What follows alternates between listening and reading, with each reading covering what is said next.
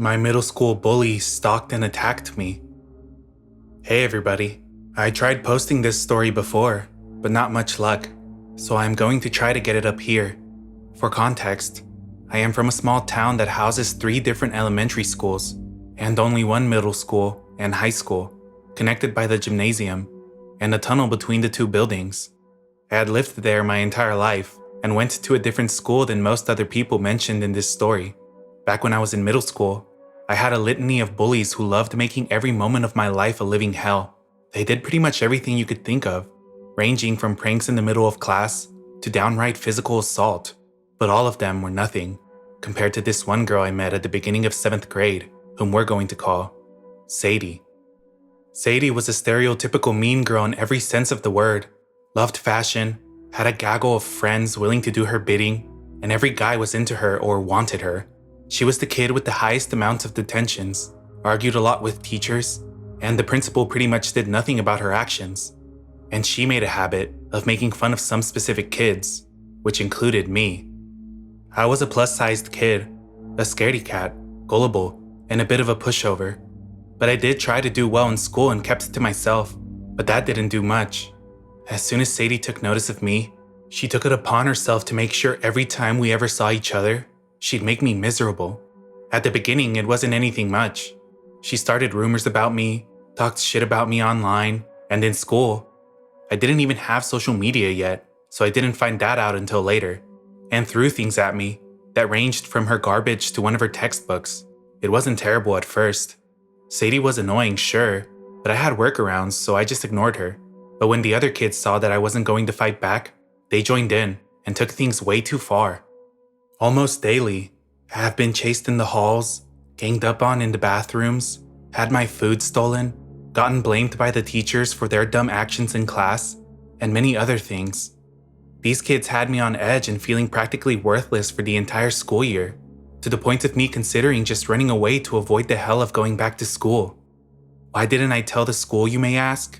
Well, I tried. Dozens of times. Teachers, guidance counselors, even the principal.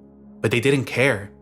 The school was honestly not the best, and they were pretty negligent to everything that didn't involve funds, sports events, and GPA for the year, so they gave no heed to me when I tried to tell them what was going on with Sadie and her lackeys. These are some of their real responses from the incidents that happened. When I had gotten my backpack thrown down the stairs and the calculator inside that I had brought home got broken, "It's your property, your problem." When Sadie had written a fat joke alongside a slur on my locker door in permanent marker, "You have no evidence that it was her." When Sadie's boy toy and his friends cornered me outside of the changing rooms for gym to ask me for something, they were probably just kidding around. All of them spearheaded by Sadie, who was practically in charge that year, and nothing she did was getting her into trouble. Summer could not come fast enough that year, and by the time 7th grade was over, they let those kids get away with so much. I honestly gave up on trying to get outside help at that point. As I got some personal help that summer, I decided that things would be different by the time I had to go back to school for the following year. I was not going to be Sadie's personal punching bag anymore. When 8th grade started up, I was ready. I learned MMA self-defense. I defended myself vocally. I wasn't so quiet anymore, and I fought back. And it worked.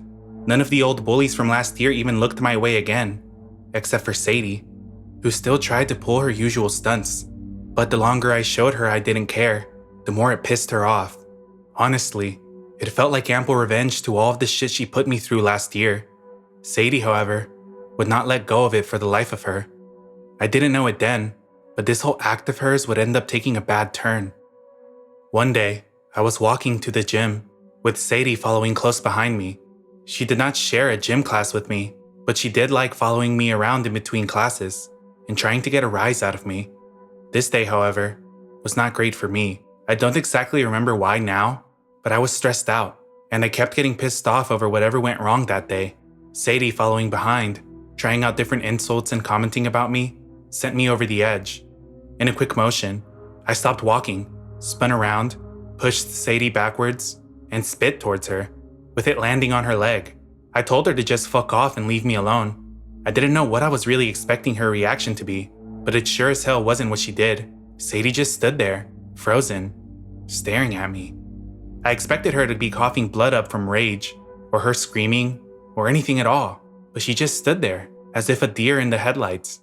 I didn't think about it at the time, as I left for gym not too long after, and eventually forgot about it. After school, I was just walking across the school building to head for the parking lot to the next high school building, where I was to catch the bus. Everything felt normal until I saw Sadie not far behind me. I didn't think anything weird of it, so I ignored it and kept walking, until I noticed she was taking the same path I was to the buses. This wouldn't be odd if she actually rode the buses at all. Sadie walked to and from school every single day. If not that, someone would come pick her up. But the carpool lot was in the opposite direction of the buses. I took a different path than my normal route, around the back of the school. I looked back to check and yep, Sadie was taking the exact same path I was, and she stopped walking every time I looked back at her. I began picking up the pace a bit, and from behind I could hear her running to catch up. By the time I was nearing the bus lot, she was somewhere around 10 feet behind me, still jogging to follow me. I definitely did not want her to learn which bus was mine, nor did I want her to follow me home, so I decided to fake her out. I jumped onto a different bus, much to the dismay of the driver, and Sadie ran in after me. After she got in front of the bus driver to yell at her about something, I ran off and raced to my actual bus, which was all the way on the other end where this particular bus was. I got in, and the bus drove away just as Sadie got off to see where I went. The next day, I didn't see Sadie anywhere at school, not in any of the classes, not at lunch, not even after school either. I asked, but nobody knew where she went. This went on for the rest of the week. The bus incident took place on Monday, and the disappearing act happened on Tuesday. By Thursday, I began to relax about the whole thing. I still didn't understand what Sadie was doing with the whole bus incident, but as long as she was gone, things felt okay, until Friday afternoon came along. Like the last few days, Sadie wasn't there, so I was pretty relaxed for most of it. When the end of the school day came, I was about to walk out the front doors of the building when something stopped me. I had a horrible feeling in my stomach, telling me not to go outside. I had no idea where it came from, but I thought it was just my leftover anxiety playing tricks on me, so I headed out anyway, not still twisting. The middle school and high school were all a part of one connecting path system, which means we all had hallways and walkways connecting both the main middle school and the main high school buildings, with one long sidewalk path out front. The parking lot where I had to walk to my bus was on the opposite end of this long sidewalk, which ran in front of both the middle school and in front of the high school. This can make for a pretty long walk, and the doors leading into the high school, often flooded with students, make for some interesting obstacles. This would all come into play when this happened. I had just walked down the outside stairs to the sidewalk when I saw someone run around the corner from the building. I looked over and it was Sadie, looking as pissed as a rabid dog, full sprinting right towards me. I bolted, running faster than I ever had in my whole life, running off nothing but pure adrenaline and fear. Sadie was catching up quickly behind me, and all I could do was run and pray for help. I dodged between crowds of kids and just tried to lose her somewhere in the masses, not caring at all if I bumped into people, only afraid that Sadie was still behind me. By the time I reached the buses, I didn't see her anywhere, so I stopped and nearly collapsed to catch my breath. I felt relief for only a second, until she popped out of nowhere from the side of the crowd and lunged at me. Sadie grabbed me by the hair and backpack, swinging me around in a circle as I tried to get her off me. She kept pulling and jerking so much, I felt my hair being ripped at some points, but she kept going. I screamed for help, kicking and punching blindly in Sadie's direction, but either nobody wanted to get involved or were too scared to break us up, because there was nobody who came forward. Sadie let go of my hair to reach for something behind her, and what happened next was only a miracle. My older brother was walking out of the high school drinking a soda when he saw the scene and ran to help. He was the only one who knew about Sadie and recognized her when we had gotten to school in the mornings. He threw a soda at Sadie's head, which startled her enough to let me go and drop whatever she was holding. I grabbed my brother and we took off for the bus, making it just before it drove off. After we found the seat, I looked back outside. What I saw still gives me chills. Sadie was on the ground, arms pinned by a teacher, and right on the ground next to her was an open hunting knife. I knew without a doubt that that was hers because of the sound I heard when she dropped it earlier. Next Monday, I got called down to the office where my brother was also waiting. We got pulled into the counselor's office, where there were 2 police officers waiting. After we ran, a high school teacher saw Sadie picking up the weapon and apprehended her while another person called the police. They got Sadie into interrogation, and now they needed to hear what happened from me.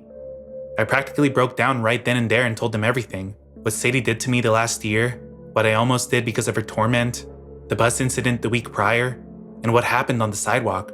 My brother put his arm around me while I just sat there, nearly sobbing my words out. The police and the counselor just sat there writing down what I said, but they looked on sympathetically. One of the officers asked me if I would like to tell my parents so they could press charges. At this point, I just wanted everything to end about this horrible situation and be done, so I just told them to do whatever they wanted. I just wanted this to stop. The counselor could tell I was already upset, so he sent me back to class, and me and my brother made a promise to never speak of this again. Sadie ended up getting into juvie for the rest of the school year, all the way until halfway through the second semester of freshman year of high school. The school had also had some changes to it too. Police officers were now on duty during school hours in the middle and high schools, and kids could now stay with teachers before, during, or after school if they needed to. I never saw Sadie again after that, not even in passing.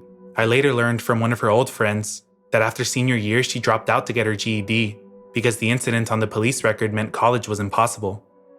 It's been over 9 years since that day on the sidewalk. I will admit, this is honestly not as bad as what other kids probably had to go through, but I still feel the trauma from that time in middle school, and especially from what Sadie did to me. After middle school, I had developed depression, severe social anxiety, and PTSD from the bullies. I can't fully blame the situation for everything, as maybe if I had pushed a bit harder with the teachers and the principal, maybe this wouldn't have happened in the first place. But eventually things did end up getting better. I just wish I could go back to my 13-year-old self that had to endure all of that to say everything was going to be okay. I am doing better now. I'm looking into therapy. I am in university and cannot be prouder of how far I've come. So, to the psychopath of a bully that tormented me all of those years ago and almost stabbed me, let's not meet again.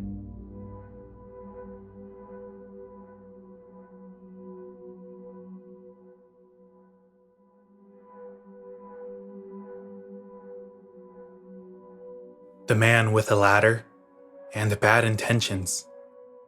When I was a senior in college a few years ago, I lived in an old house about a 5-minute walk from my campus with 5 of my girlfriends. It was still COVID times, so we spent a lot of the time just in the house since we could not really go elsewhere. To preface, this house was old, and many of the windows didn't lock. Our landlord sucked, as many college ones do, and did not do anything to fix this issue. Though with it being 6 of us and often a boyfriend or 2 sleeping in the house, it felt mostly safe, and many of us would keep our windows open. Our college was in a town just outside of the second most dangerous city in the state, but right around the campus it felt relatively safe. When the weather started getting warmer in early spring, we would sit out on the roof to sunbathe, and this roof faced our street. We would access the roof from my roommate's, let's call her Mary, bedroom window on the second floor, since it led straight to the roof. Our street was residential and did not get a ton of traffic, but we did have a couple encounters of young guys catcalling us as they drove by, but nothing seemed sinister as we were college kids. One night, late in the semester, Mary went up to her room to call her brother, while the rest of us were hanging downstairs. That's when she rushed downstairs and said she saw a ladder leading up to the roof where we would all sunbathe, and right near her window, which was open. Later, we learned that she said out loud to her brother what she saw before she came down. When she told us this, my other roommate and her boyfriend ran outside to find a man running away from our house with the freaking ladder, who we assume heard Mary telling her brother she saw the ladder and knew he was caught. It was dark, so they could not make out anything about him. I immediately texted our landlord asking if he had someone come by the house to do any work, and he said no. When we called the police who came by, they did some investigating and patrolled our house for a couple of nights, but we never found out who the man was, what his intentions were, or if he had been there before. So, to the creep with the ladder, let's not meet.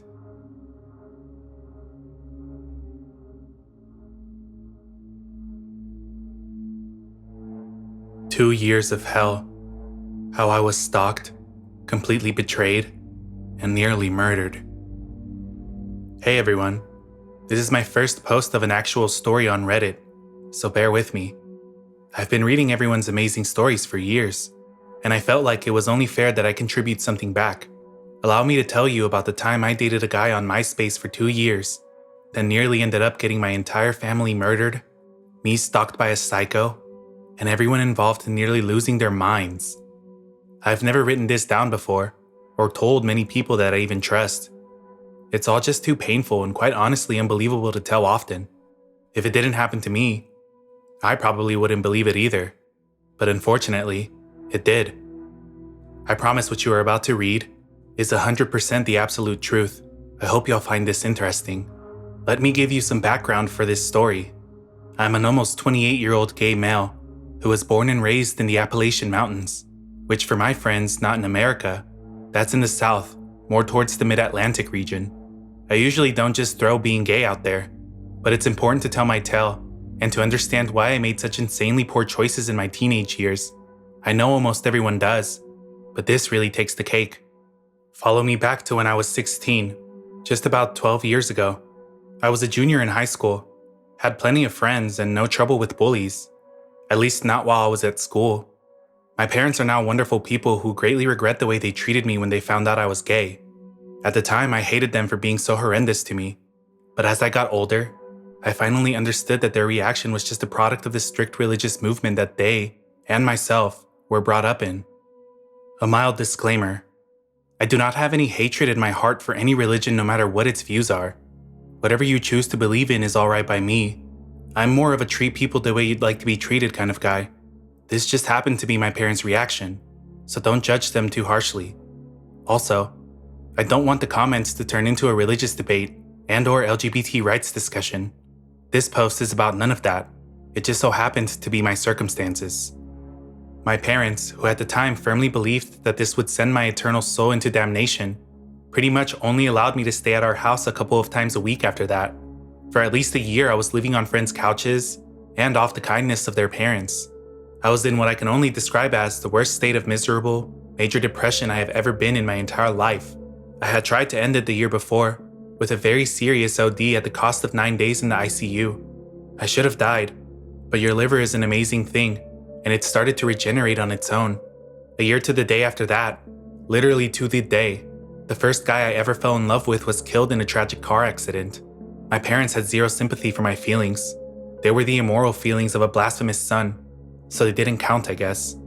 I remember coming back from his funeral that night, and my father asking me, "Why are you so upset? Were you with that boy or something?" I didn't even respond, just walked right past him, and straight into my room where I proceeded to cry myself to sleep. Again, don't judge them too harshly. They were different people back then. Needless to say, this sent me completely spiraling downward in the worst ways possible. Drugs, alcohol, you name it, I did it. Anything to stay numb and keep myself from feeling the immense amounts of pain I was in emotionally every single day.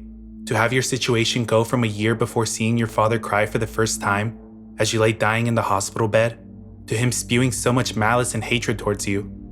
Let's just say, it was enough to make anyone have a mental breakdown. I had friends who cared about and loved me deeply. I don't know why that wasn't enough. It just wasn't. I felt like no one truly loved me or ever would. Hell, if my own parents couldn't, then what were the chances with finding a soulmate? Would I just be alone forever and miserable, as I was then? At the time, and in my angsty teen mind, that's exactly what it felt like, which finally brings us through my background and mindset, leading into the pure, unadulterated hell that was soon to follow. In the midst of my deepest, darkest despair, the brightest idea anyone has ever had on this planet popped into my head.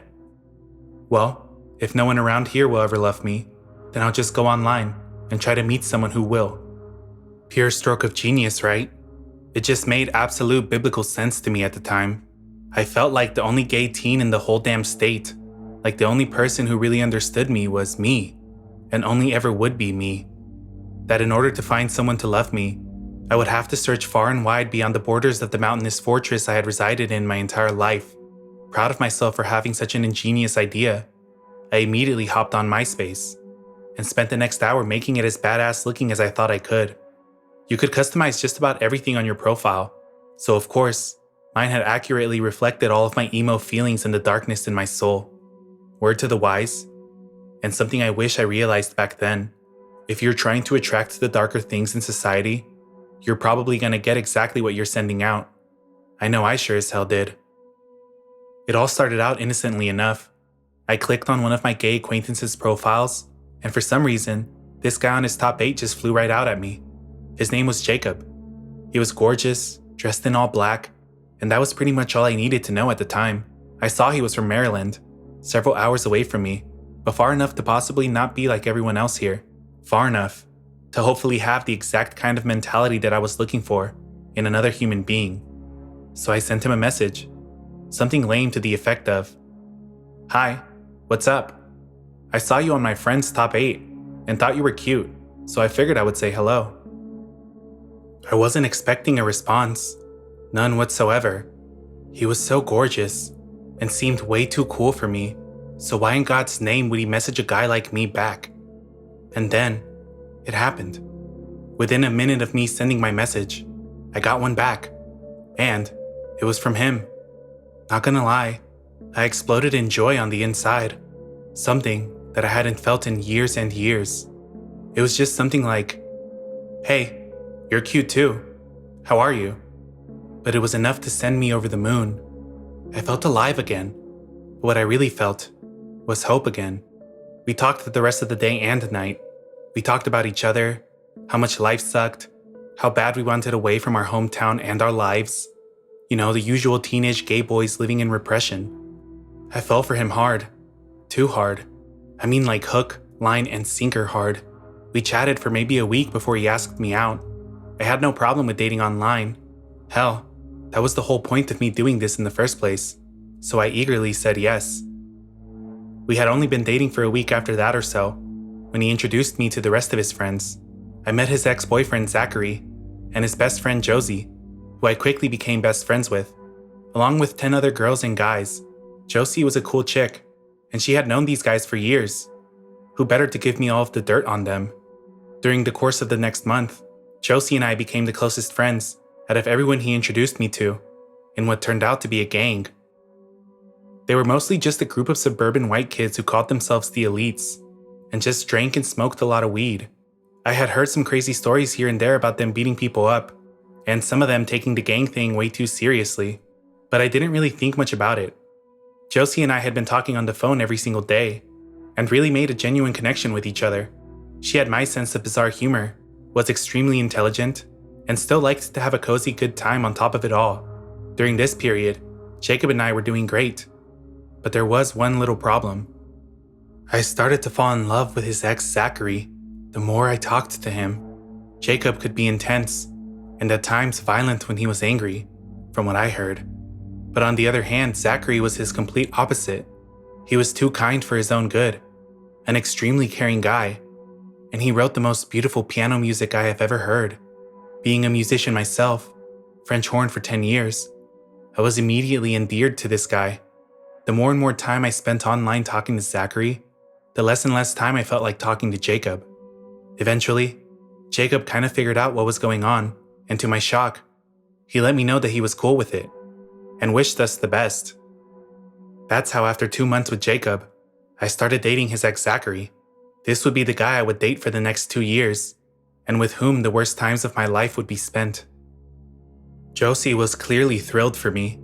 We still talked every day online and on the phone. Sometimes I talked to Zachary on the phone, but more often than not, we just kept our communication on AOL Instant Messenger. When we started dating was when everything started to collapse.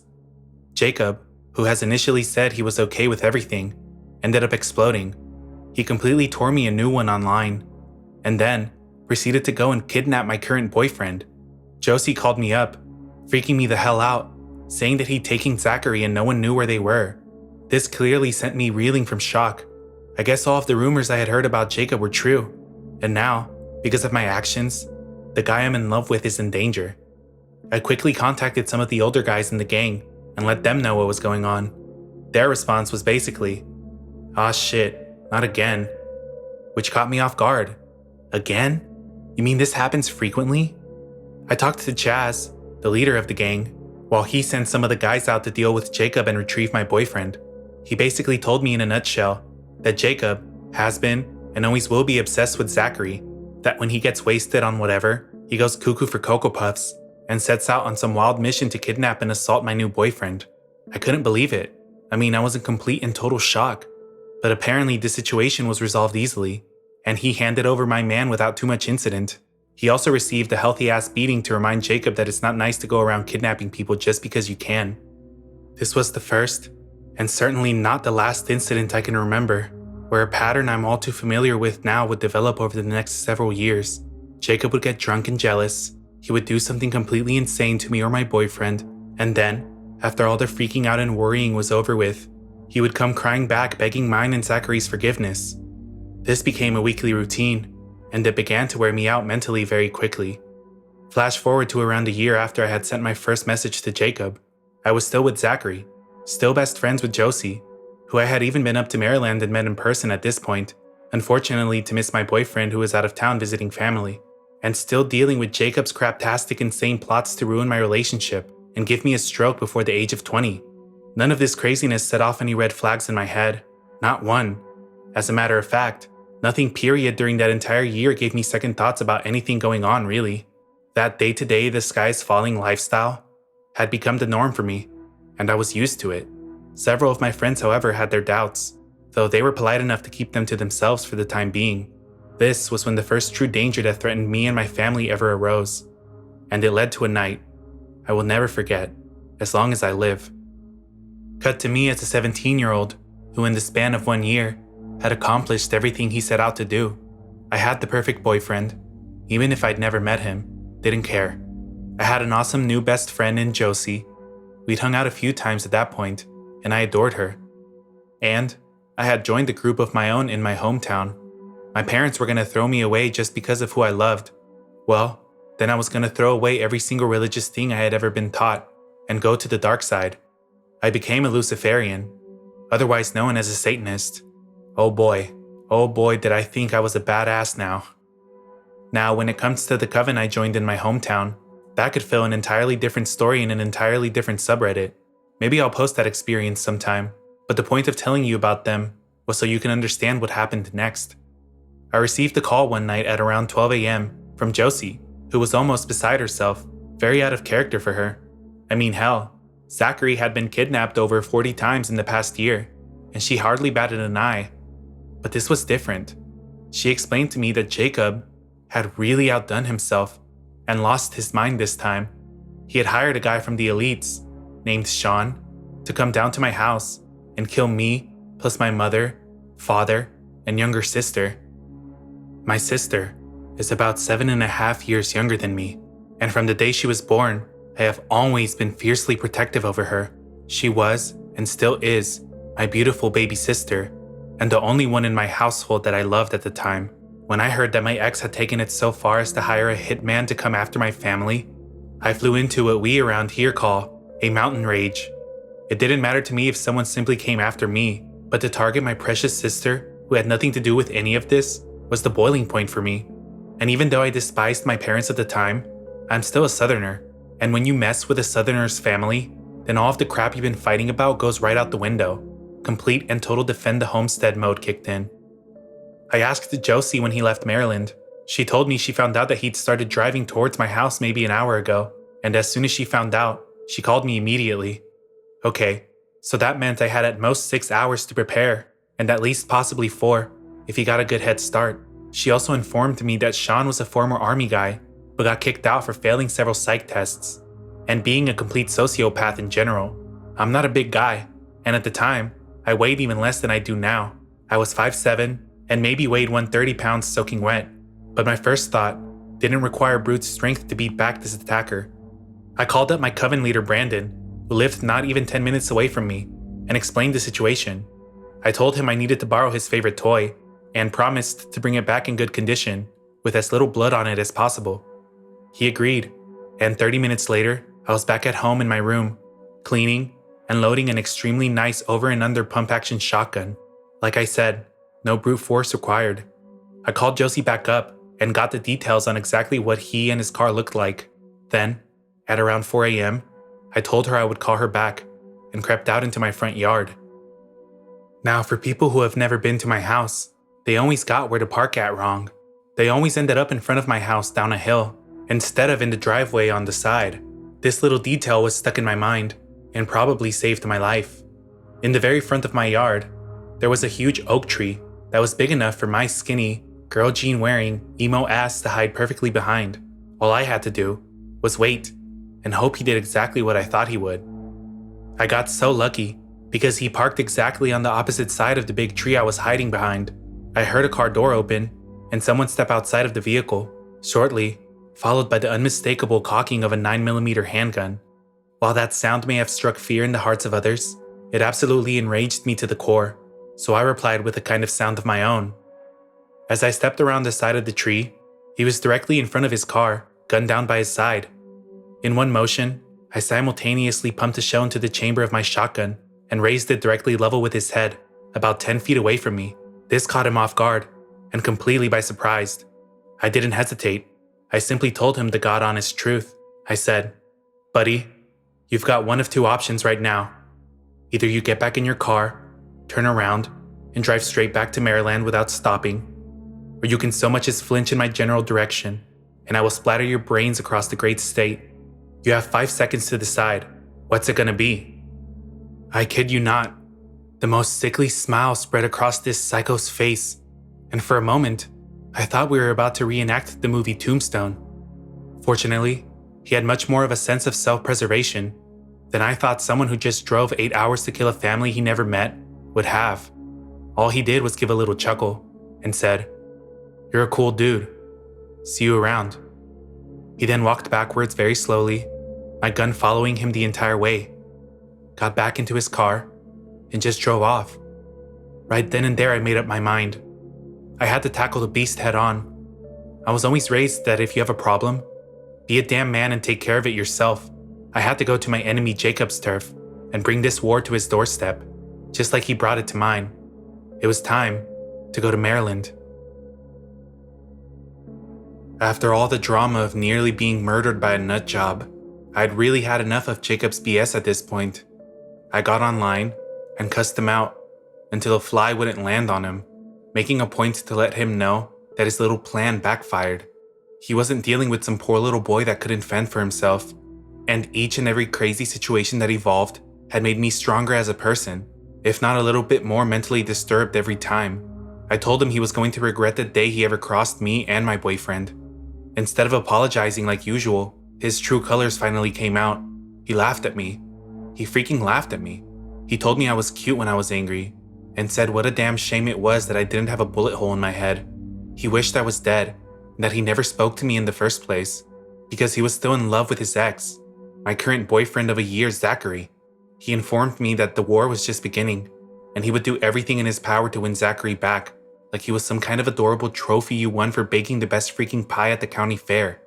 I was incensed, completely livid, and brimming to the edge with fury. I told him to watch his back, because I'm coming for him. I called Josie and told her everything that happened, and asked if I could come stay with her for a week. She excitedly agreed. Zachary was asleep for this whole ordeal, and blissfully unaware that anything had happened. When he found out the next day, I think he was more angry than I was. Fortunately for us, the gang's leader Chaz liked Zachary a hell of a lot more than he did Jacob, so we hatched the plan with him. The idea was for them to kidnap Jacob like he had Zachary so many times before. They would be accomplishing this task while I was on my way up to Maryland. And when I got there, he would be mine to do with as I pleased. You can imagine on the 8-hour drive up there, all of the hideous and heinously brutal ideas that were going through my mind. I was going to inflict maximum amounts of pain on the guy that had caused so much in my own life, and I would relish every second of it. Unfortunately, my dreams of reviving the Spanish Inquisition on my ex's head never came to fruition. When I arrived in Maryland, Josie came skipping out to greet me. Happy as a lark like always to see me, she had some good and bad news. I always ask for the bad news first, and the bad news was that Jacob had gotten tipped off by Kenny. God, I freaking loathed that guy, always meddling where he didn't belong, that everyone was coming for him. He made a hasty retreat and had intended to kidnap Zachary and take him on the run too, but that was the good news. Before he could get to him, Zachary had hopped on a bus and headed to New York to stay with his mom while things cooled off. As sad as I was that once again, I had missed seeing him for the first time, I was just relieved he was out of harm's way. safe and sound. Again, no alarm bells were going off for the second time that I had made the trip up there. Zachary was not around.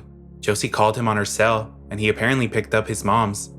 And we got to enjoy one of the rare times we actually spoke on the phone. All was well. Now for a week of fun and plotting on what we were going to do with Jacob the next time he reared his ugly head. Later on that week, Josie wanted to drive down to an old colonial part of Maryland and go ghost hunting on these abandoned railroad tracks. However uneventful that may have been, we did end up inviting Sean to go with us. Turns out the psycho dude actually felt bad. Well, almost. He blankly told me that if I didn't have the balls to stand up to him, he would have killed me and my whole family for just $500. Instead of killing him on the spot, which every fiber of my being was telling me to do, I decided to play nice and get him on my side. That way, if Jacob ever tried that crap again, he would definitely tell him no, because I'm the cool dude. Sometimes you catch more flies with honey. Anyway, the rest of the week was normal and a damn good time.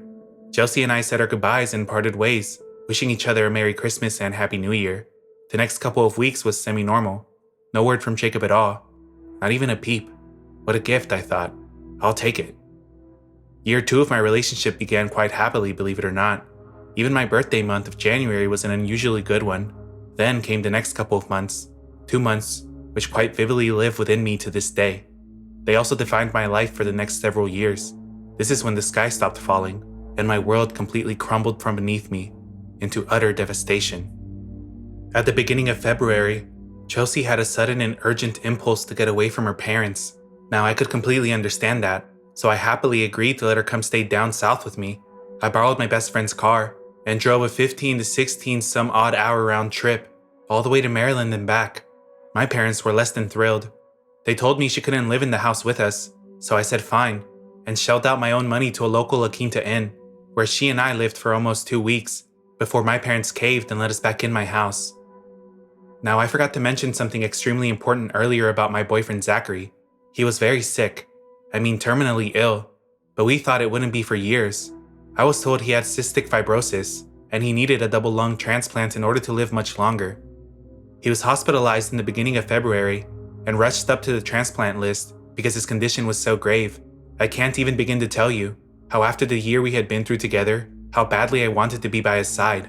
Unfortunately, he was at a hospital in the part of the country that specializes in treating CF and was way too far for me to travel.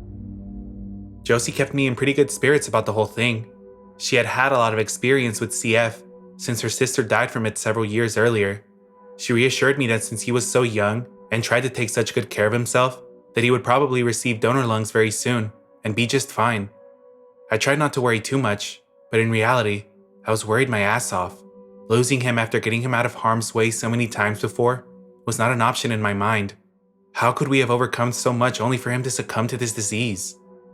Zachary and I talked constantly when he felt like it, and even though he was scared and alone, he said he felt like $1,000,000 knowing I was supporting him with my love, no matter where I was.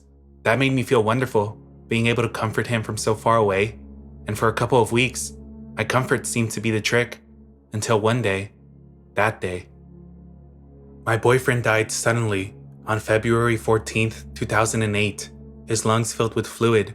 He suffocated and died. There was nothing anyone could do. I was completely and totally lost. Josie broke the news, and I collapsed into the biggest mess you've ever seen in your life. She was still living with me at the time, so she tried to console me as best as she could, while she was shedding her own tears at the loss of her best friend. That forever ruined Valentine's Day for me. To this day, it only reminds me of loss and death. You don't realize how fragile your heart truly is until you've experienced a loss like that.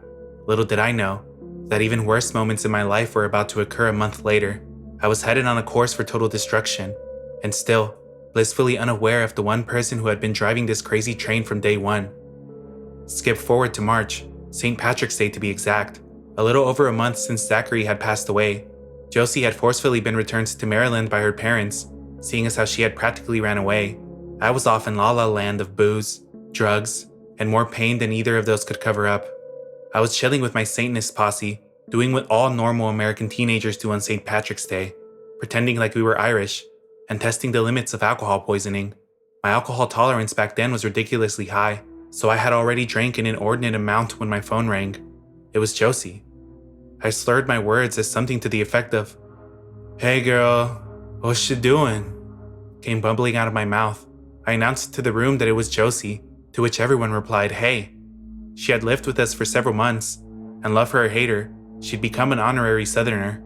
The next words out of her mouth once again sent my head spinning off into space and my world into complete chaos. "Zachary's not dead." I stopped breathing for a moment, and when I caught my breath, I asked her to repeat that again. She did, except this time she added the fact that his life had been in danger, blah blah blah, so he had to even hide from me, blah blah blah.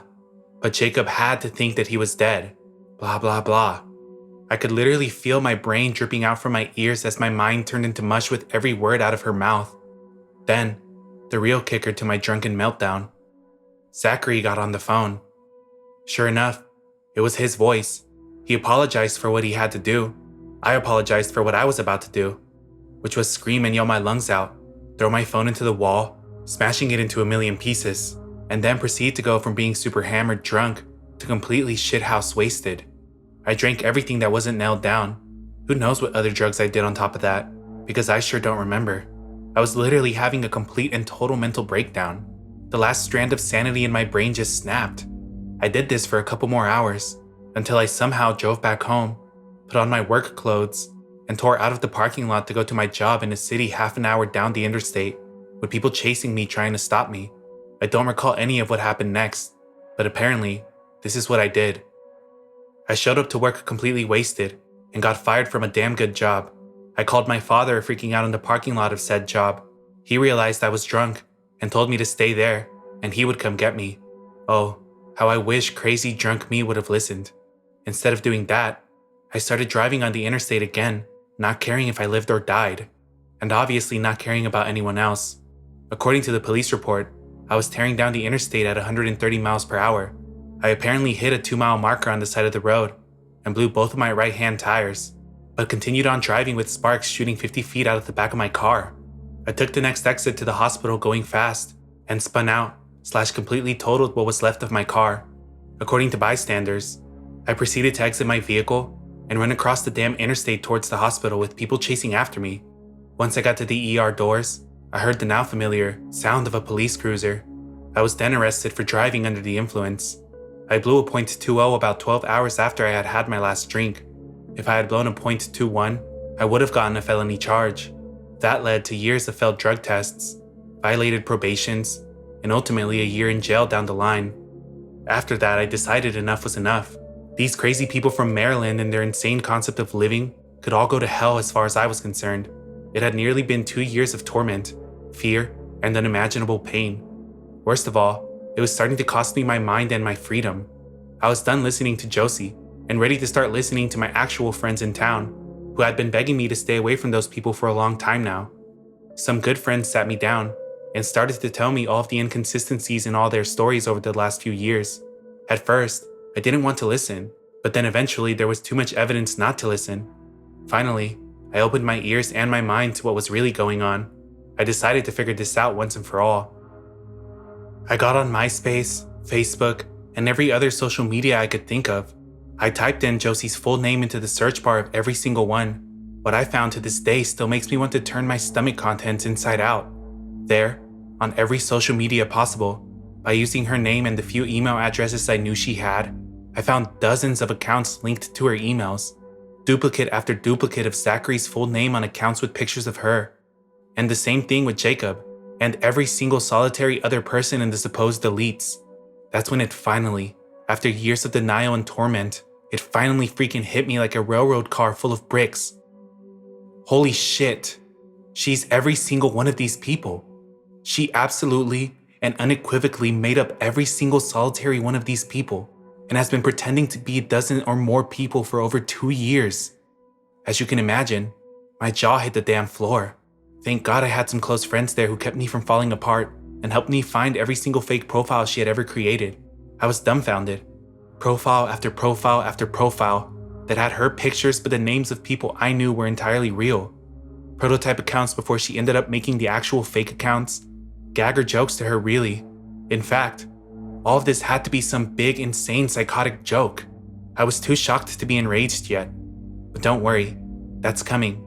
I diligently copied every link to every single one of her profiles into my AOL Instant Messenger. Then I called her. Hey, how are ya? I'm alright, I guess, just bored. You? Nope, definitely not bored over here. Get on AIM chat. I'll show you something really interesting. I was nearly hysterical at that point, and I could tell she knew something was up. Once she was online, I simply asked her, "Hey Josie, what are these?" Then sent her the links to every single fake profile she had ever created in her miserable life, and a few from email accounts I didn't even know belonged to her. The silence on the other end of the line was deafening. As I heard her clicking through link after link, her 2-year-long mental game was over, and she finally realized it. Her words? "Well, fuck, man. Guess you got me." Then she started to laugh. Genuinely laugh as though something really remotely funny had just occurred. I don't recall what I said, but apparently it was bad enough for my friends to take away the phone and have to hold me down. Catfish the show or movie wasn't around way back then, so I had unwittingly become one of the first hardcore victims of a stalker in the internet age. Worse than that, I had talked to, lived with, and even befriended the girl who had been stalking and trying to ruin my life for over 2 years. It was literally, and still is, the single biggest mindfuck I have ever had in my entire life. Thousands upon thousands of messenger conversation, hundreds and thousands of hours of phone conversation, countless amounts of cash being spent to drive up several states away just to stay with my psycho stalker every single time, even bringing her down to live with me for months, having $5,000 mysteriously vanished out of my bank account. Everything was starting to make sense. There was no Jacob. There was no Zachary. There was no gang. What there actually was one completely batshit insane girl with more mental problems than I could fit in an encyclopedia. She was the only person I ever talked to. She was the only person I ever saw. And even worse, she was the one that paid Sean to come down to my house with a gun and try to kill my entire family. Josie was the only person in these last 2 years that had orchestrated any of this. From all of the fake kidnappings and boyfriend drama, to faking the death of someone I had fallen in love with, and bringing him back just to screw with my head? Who the hell does that? All of the events of the last year came flooding into my mind as I realized in each and every one, it was solely her, and no one else but her. So many questions raced through my head, the least of all being why me? I deleted my MySpace, and made my Facebook private, and I only accept friends that I knew are real. I completely fell off of the wagon and out of my head. Drugs, alcohol, and more drugs. That's all I could do to cope. Here I was, a gay man that had unknowingly fallen in love with a straight woman, and regardless of whether or not I thought it was a gay man, which I wholeheartedly did, that shit still fucks with you in the head pretty bad. I didn't think I could ever be close to someone again. My world had been rocked and ruined. To this day, all these years later, I still do not trust people. I do not think I will ever be able to trust someone ever again. Can you blame me? Then she came down here. Yep, you heard me right. That bitch moved into my sister town not even half an hour away from me. I bumped into her on accident and we started talking. Again, as much as I wanted to stomp her into a bloody pulp on the ground, you catch more flies with honey. I wanted answers. Hell, I deserved them. I told her I was trying to forgive her, and I needed answers to my questions in order to do so. I asked her if she would sit down with me and tell me everything, and she reluctantly agreed. I politely informed her that this forgiveness was not for her, but it was for me, so I could stop holding on to and living in the past. I explained she nearly killed me, / ruined my life, and what she did was the most personal and horrific thing one human being can do to another, especially after I was so damn good to her. She was polite and let me get what I needed to get off my chest. I tried to be calm and not rude so she wouldn't run away, and I did get closure somewhat and answers to everything. Here's her explanation. Take it all with a grain of salt. It started out as a joke. When she was in high school, there was a girl who was being mean to her and bullying her, so she thought she would get back by getting her to like a guy online and reveal the awful truth later. Haha. She had made a bunch of prototype profiles, and eventually almost 20 profiles in total, so it looked like this group of people had the same friends, and they were real. She just pulled pictures off of freaking Google. She knew none of these people in real life. She was having a good old time tricking this girl when along comes a spider to mess up her web. Me. She said she thought she would just mess with me for a bit and let me know that she was actually a girl, but after talking to me, she unintentionally fell in love with me. Whether that's true or not, I don't know what to believe. If she really did love me, then why did she put me through pure freaking hell for 2 years? She said she wanted to tell me a million times, but it just got out of control, and before she knew it, she was really getting into being these people, and somewhat believed she was them, and they were real. Again, this chick is the world's best bullshitter I've ever met, so who knows what the truth really is. All I wanted to know is how did she get the music, and how did she sound like the guy on the phone? The music, as she shockingly demonstrated to me, was actually hers. She's an amazing pianist and guitar player. I saw this with my own eyes and heard it with my own ears. Zachary's voice on the phone wasn't very complicated. Paid a guy friend a few bucks to be in on it, which this jerk-off eagerly agreed to. Ruining someone else's life for a few bucks? How sweet. Sean was all her. She paid him $500 to do that, and she had zero explanation as to why. She knew he would do it. He's just as much a psycho as she is. The rest of it was pure fantasy and imagination. All dolled up to be extra crazy, so I wouldn't care much about Zachary and give her more attention. As lie after lie was finally revealed and the truth brought to life, I had heard enough after around 8 hours of this. I had heard everything I really ever needed to hear and wanted to. My life was nearly destroyed. My family nearly killed. My mental and emotional health left scarred forever and ever, simply because she wasn't getting enough attention in her life. Neither was I when all of that started, but I didn't go about like a human wrecking ball trying to make myself feel better. I'll never be able to completely comprehend or understand the mind of someone like that. People who derive pleasure from other people's pain and misery.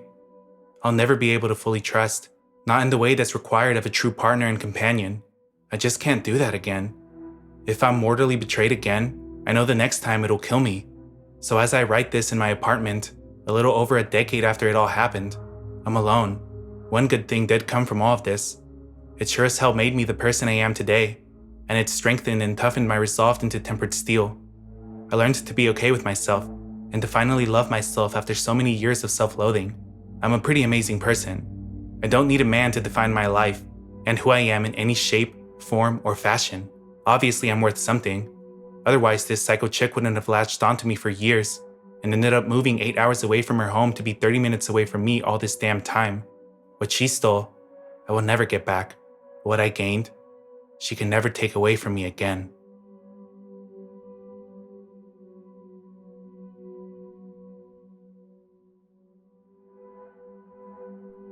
The old woman in the cinema thought I was a demon. Quite an odd title, I know, but this is the only way I can describe what she meant. This happened a few years ago, right before the pandemic hit. In fact, I know the exact date because it spooked me to my core. It was February 18th, 2020. I was 14 years old, so you can imagine this was a pretty frightening moment for a young girl. My mother, younger brother, and I went to go see a movie. He wanted to see the new Sonic, and I didn't really want to go, so I went to see the Birds of Prey movie. I had already seen it, but I wanted to enjoy the cinema popcorn and a hot dog, and quite frankly wanted to watch it again.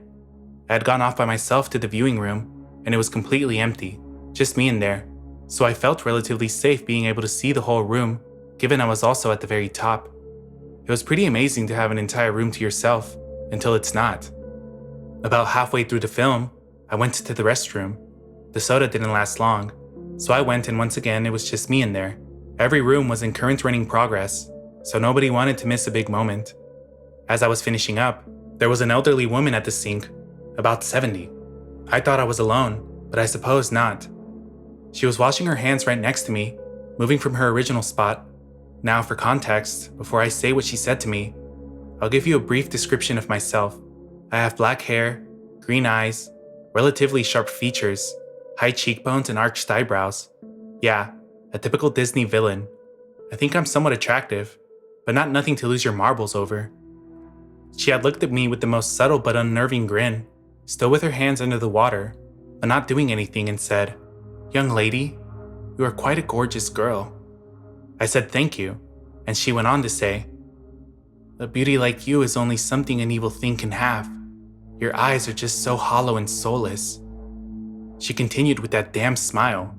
I was seriously starting to get creeped out, but I do live in the Bible Belt of Texas, so I chalked it up to her being a nut job. But then she got closer and said, without the smile. You shouldn't have that beauty. I hurried and left as soon as I possibly could. I didn't like being alone with that woman anymore, and waited outside the restroom where it was populated, but she never came out. After 5 minutes, I went back to the viewing room and was paranoid for the entire rest of the film. I could not get that crazy lady out of my head. Like, who says that to a kid? I seriously considered getting exorcised by a priest after that encounter. I'm not sure why I didn't go get the attendee after that. I think I was worried they wouldn't believe me or something. After that, I told my mother, and she didn't let me go alone until I was at least 16. Never do I want to see that woman again. I still get paranoid about that any time I'm alone in a public bathroom. In fact, I avoid them altogether. I still don't know what to make of it.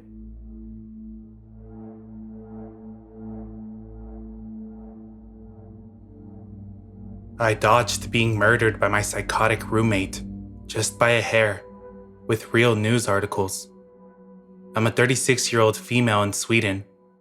I have worked in mental health care for the last 18 years, mainly with people with psychotic illnesses like schizophrenia. I was working at a group home for 9 years, and very close with my coworkers there, especially 2 females. The last few years I worked there, another female started working there. Let's call her M. The 4 of us grew very close. She was very timid, shy, friendly, and we got along well. She was, however, often on long-term sick leave because of her own mental health issues, so we didn't meet much at work. But she only showed up at our after-work dinners, so we continued to stay in touch even when she wasn't well enough to work full-time. She told us that she had a history of schizophrenia herself, just like the patients we were treating, but that she was medicated and hadn't had any psychotic episodes for years. Since I have an education in psychiatry and a long experience with schizophrenia, I have no judgment towards people suffering from the illness, and it didn't bother me being friends with someone who was diagnosed like that, and even after what I will tell you, I still feel the same way. In summer of 2023, I had moved on to work at a new place, also within mental health, but this time forensic psychiatry, like a halfway house for mentally ill murderers, etc. The 4 of us stayed in touch and still met every now and then for dinner parties. M told us that she had been evicted from her apartment because of an accident where she had accidentally entered her neighbor's apartment in the middle of the night. She told us that in the huge apartment complex, the doors all look exactly the same, and that she simply walked into the wrong door by accident, and that the neighbors had created a scene out of pure drama and reported her to the police. I somehow felt that while that sounded out of proportion to evict someone for just that, perhaps the landlords took the kind of action because he judged her based on her medical history and felt bad for her. I questioned her if something else happened and she claimed that it didn't, and this was the full story. In Sweden, it's very difficult to get a contract for an apartment when you've gotten evicted. You pretty much get blacklisted. Em asked me if she could move in with me, since she was literally on the streets, literally homeless. I said, of course you can.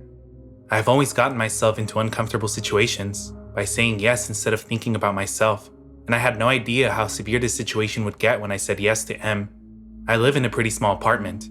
It's 1 bedroom that pretty much only fits a bed and a desk, a living room that fits a couch and a TV, a small kitchen, and a small bathroom. I also have 2 cats.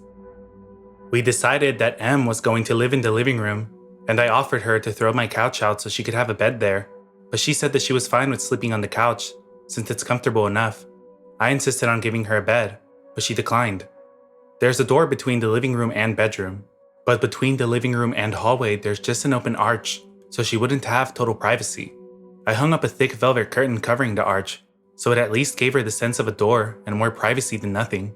There's another door from the bedroom to my kitchen, so I have 2 doors to my bedroom. I have to have one of them open at night, since my cats want to go in and out, and they also have their litter boxes in the bathroom, and food and water in the kitchen.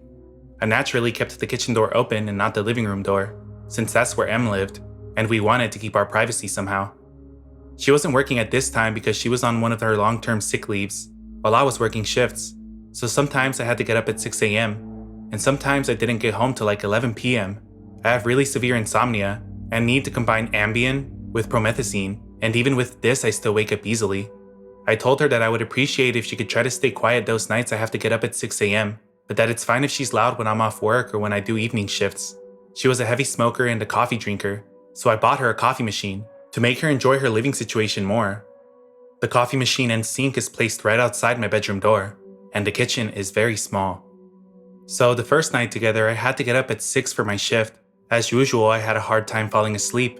Em had been up several times that night to go out and smoke, and I woke up every time. At 5 a.m., she started making coffee, and since it's literally outside my bedroom door, I got wide awake from the sounds of it. I asked her in the nicest way possible why she was up this early, asking if she had any plans today.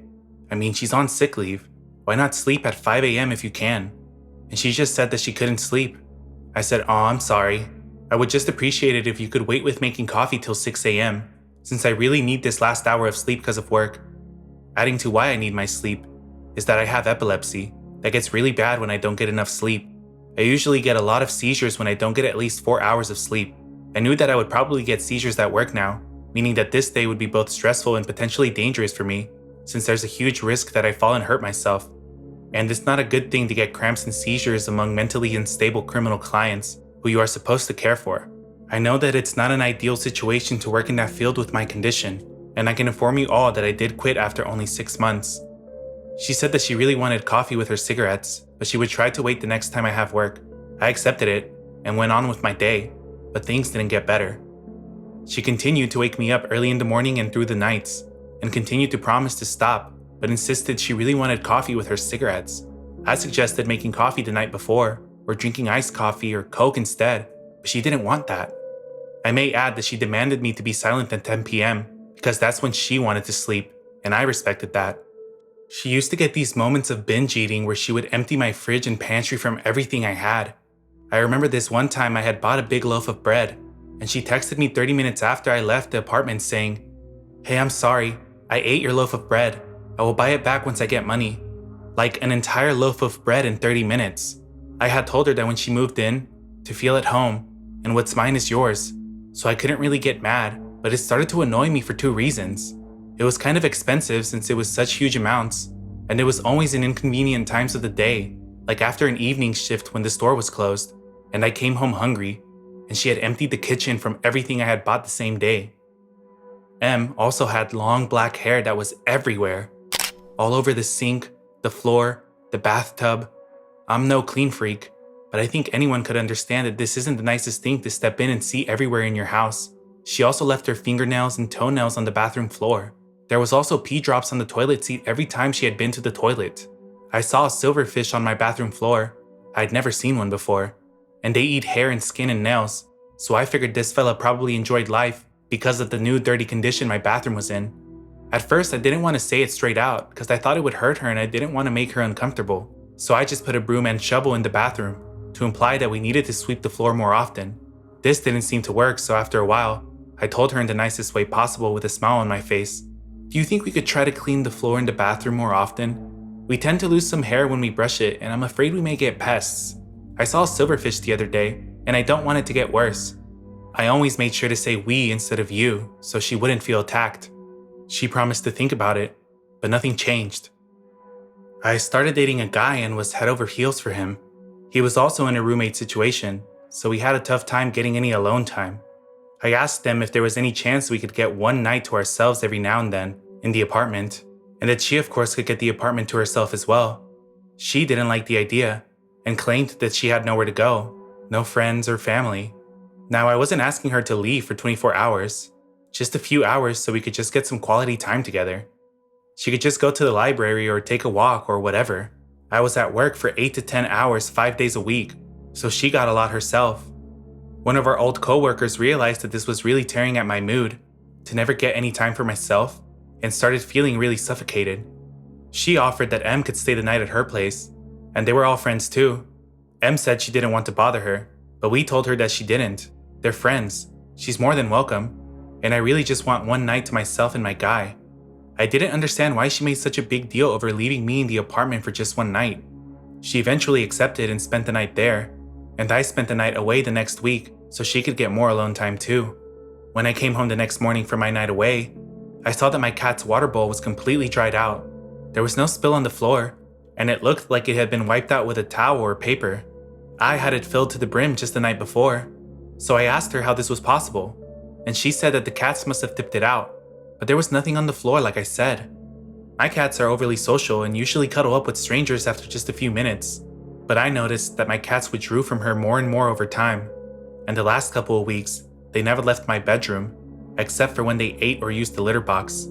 It seemed like they were scared of her, which I couldn't figure out since she was so timid. I had this old saucepan from the 60s that meant a lot to me. You probably wonder how a saucepan can mean a lot to someone, but it was my grandmother's, and it's the only thing I have that belongs to her. My mother used to cook for me with it when I was little, so it had great nostalgic value to me. She burnt it one day, and made no attempts to clean it. She just left it out on the stove and went out to smoke. I found it ruined and cried. She didn't even say sorry. She also broke dishes several times and didn't bother to replace them or apologize. This added to my frustration with her naturally. This had probably gone on for 2 months now, and she kept waking me up at night, kept binge eating my food, never cleaned, never left the house, scared my cats and ruined my things. I realized that she stole my prescribed sleeping pills, lots of them as well, and I only get one per night, not more or less. And as you already know, I really need them. I had 20 of them in my nightstand when I left for work, and when I came home, they were gone. She denied, which is pretty hilarious since no one else could have been there. My frustration was getting heavy, the summer heat was strong, and I felt locked up in my tiny bedroom with my 2 cats, never getting any time to myself, never any alone time with the guy I was dating except for once every 14th day. My apartment was messy, and she was stealing from me. Then out of nowhere, my old elementary school classmate texted me on Facebook, asking how I knew M. He had seen that I had posted on Facebook that we were roommates now. I told him that we were old co-workers, and that she needed a place to stay because she got evicted. He said, "I know. Do you know why she was evicted?" "Yeah, she accidentally went into her neighbor's apartment." He said, "That's not the full story. She broke in and snuck up to their sleeping baby with a knife in her hand, but luckily the father woke up and wrestled her down and managed to save the baby." I felt sick to my stomach. Could this be true? It would certainly explain why she was evicted, but it just sounded so horrible, and she is such a timid, nice girl. I had so many questions, but my friend had the full police report. Apparently, the couple that M had broken into was his ex-girlfriend and her family. It seemed that M had a psychosis during the break-in, but those parts weren't public. It was, however, clear to me that she had been lying to me about what had happened, and how long she had been mentally stable. I started getting paranoid now, and I was already frustrated with everything, and really wanted her to move out. We did, however, have a contract, so she had a 30-day notice. I knew that if I asked her the harsh way, it would mean 30 days of chaos until she moves out, so I wanted to handle this as nicely as I could. I started looking for cheap hostels that I could suggest to her so she wouldn't be on the streets. I sat down with her and told her that I loved living with her, and I feel really horrible for this, but I just miss my alone time and that the apartment is too small for 2 people. I said it wasn't personal, and that I wouldn't want to live with anyone right now, and that I wished it would have worked out, and that I'm really sorry and hope we will remain friends. She looked crushed and said it was impossible. I showed her the hostel I found and said that I understood that it wasn't the ultimate situation, but I really needed her to move out because I felt suffocated, and also the summer heat was making it tough to always have the door to the bedroom closed, and that it was tough for me to not get my sleep. She said okay. She was going to try to move out, but not until 30 days had passed, and I said of course. The first night after our talk, she got up and made coffee at 2:30 a.m. I nearly had a mental breakdown. I was going to get up at 6 and couldn't go back to sleep. I asked her in the morning for probably the 10th time not to make coffee till I get up, but she didn't even answer me. She just sat in the sofa and stared out the window. I said, "Em?" And she kept staring. I was freaked out, but left for work. She kept being weird, kept making a mess, kept waking me up, and kept eating my food. And all I could think about was the incident with her, the baby, and the knife.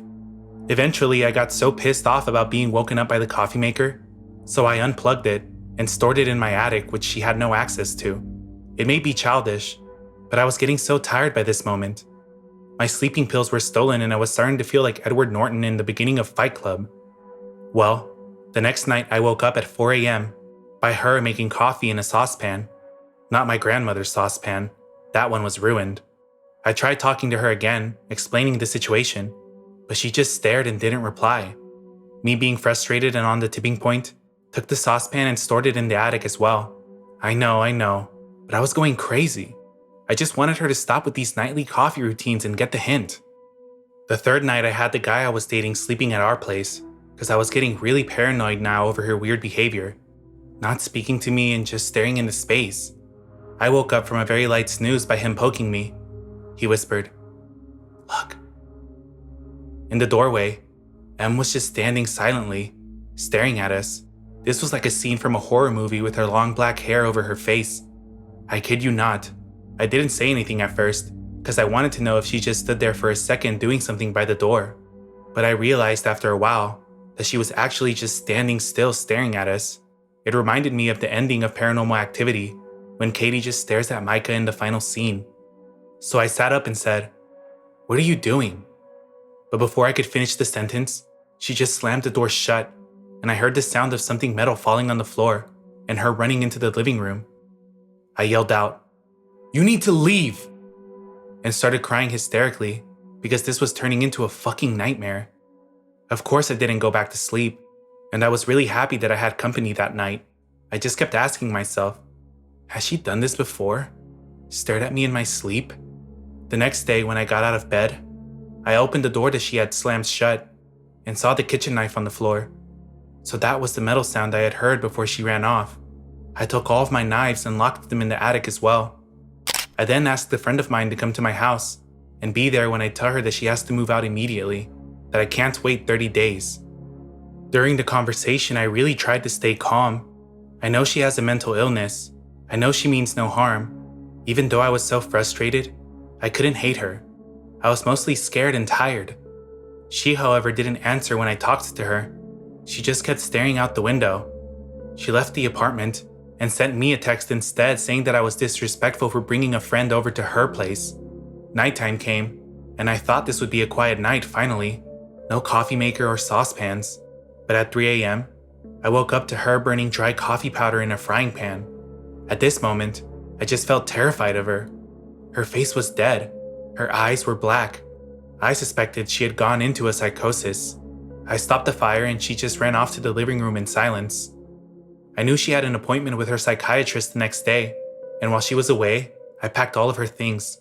I then sent her a text telling her that she needed to pick them up and give me my keys back, and that I'll give her money for a hostel the upcoming 26 days. But she didn't reply. The guy I was seeing came to keep me company in case she would fight about it, but she didn't. She left the keys without looking at us, and left. Our coworkers who are friends with both of us told me that she moved in with a guy she was dating, and she stayed there for a few weeks till somehow, amazingly, got an apartment of her own. She started working again, and I was really happy to hear this. She seemed to do well. Then, in January of this year, one of our old coworkers told me that M had called her and told her that everything must burn, that she has a baby she must save, and other delusional stuff. She had called 112, the Swedish emergency number, about this, but they hadn't taken her seriously. M then proceeded to burn her entire apartment down because the voices in her head were telling her that she has to burn everything to save her friends and family. Her neighbors tried to rescue her from the fire, but she had fought them off and ran back in and poured liquor on the fire to make it burn more. She was arrested and sentenced last week for aggravated arson. Gross arson in Florida. Police and emergency services were called to the Wilhelm Tamsvag in Florida due to a fire in a property. An apartment in the property was set on fire and one person was taken into custody. The person was handcuffed and taken into custody in accordance with LPT 47, the Compulsory Psychiatric Care Act. The area was cordoned off, and the person taken into care was taken to the hospital. A report of aggravated arson has been drawn up. She will serve time in a mental institution/prison for a long time, possibly forever. What's ironic is that she will probably be in the facility where I used to work, and end up where she used to work herself. My old coworker was a witness at the trial, and apparently she had stopped taking her medication because she thought that it had made her feel numb, and she thought she was stable enough to function without it, but apparently not. She had also stopped taking her medication the last few weeks when she stayed at my house, so when she stared blankly into space, she was going into psychosis. When she stared at me with the knife in her hand, when she burned the frying pan that last night. It's disturbing to think about what would have happened to me and my cats if she would have stayed. I also think about what could have happened to that baby where she snuck into before she was evicted. And yeah, I know it's crazy that I didn't just throw her out by then. It was complicated. The reason why I haven't been able to talk about it with my friends is because they sympathize with her and have minimized my experience, and they think that I made a bigger deal out of it than I believe it has been. I sort of understand it, since they have never seen the darkness in her eyes that I saw those last couple of days. Update, May 16th. I just remembered some other things that I wanted to add to the post. There were several times I was going to work early in the morning that she occupied the bathroom by taking long baths. I patiently tried to wait until last minute before knocking and asking her if she could get up and get back in after I had gotten ready and left for work. Just another thing that added to my frustration. I felt really ill one time when she was staying there. I don't know at the time what it was, but I woke up early in the morning one day feeling very nauseated. On my way to the bathroom, I literally shit myself and threw up at the same time. It takes like 10 seconds to get to the bathroom, so you can imagine how bad it was when I didn't even make it. I had a really high fever and kept throwing up and shitting myself all morning, and anyone who has ever been this ill will understand that you want the bathroom all to yourself. Actually, I think it's pretty understandable that you'd want to be completely alone when you were this ill. My head was spinning, and I was nearly hallucinating from the high fevers. One random thing I laugh about today is that it was Eurovision week, and for some reason the flute solo from Moldova's song was stuck on repeat in my head while I was in and out of fever dreams. I have a hard time listening to it today. Anyway, working in healthcare, I also have a natural instinct of not wanting to spread infections, so my first thought was that besides wanting to be alone, I didn't want to risk giving whatever this was to M, so I begged her the moment I noticed I was ill to please leave for her own sake. I could barely speak because it made me throw up that easily. Our friend in common had asked her to water her plants that week, so she had the keys to her place and could have been alone there. But M refused to leave, and I swear, if I had the energy to slip out of the window and fall to my death, I would have, but I couldn't. I was half sitting, half laying on the toilet with a bucket in my lap, my head sort of resting in the bucket of puke because I couldn't hold it up, a high fever, and I just begged through the whispers for her to leave so she wouldn't be ill too. I told her, "What if you get sick soon too? We can't share the toilet. I will be here all day. You should go to her place before it's too late. Please." Eventually she left, pissed at me. It turned out I had a severe case of food poisoning and was well again after 2 days, but my God, the fact that she refused to leave is something I felt I had to add to the story because it made me so frustrated too. Also, I went through our conversations and saw me asking her how long the door had been closed. That reminded me that she used to shut my cats inside of my bedroom while I was away at work or wherever, so they couldn't eat, drink, or use the litter boxes. She claimed she just recently closed it because she was trying to sleep, but I remember she did it in the middle of the day one time, and the last few days too.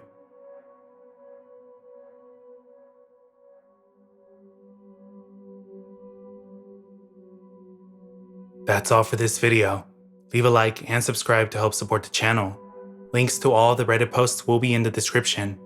And as always, thanks for watching.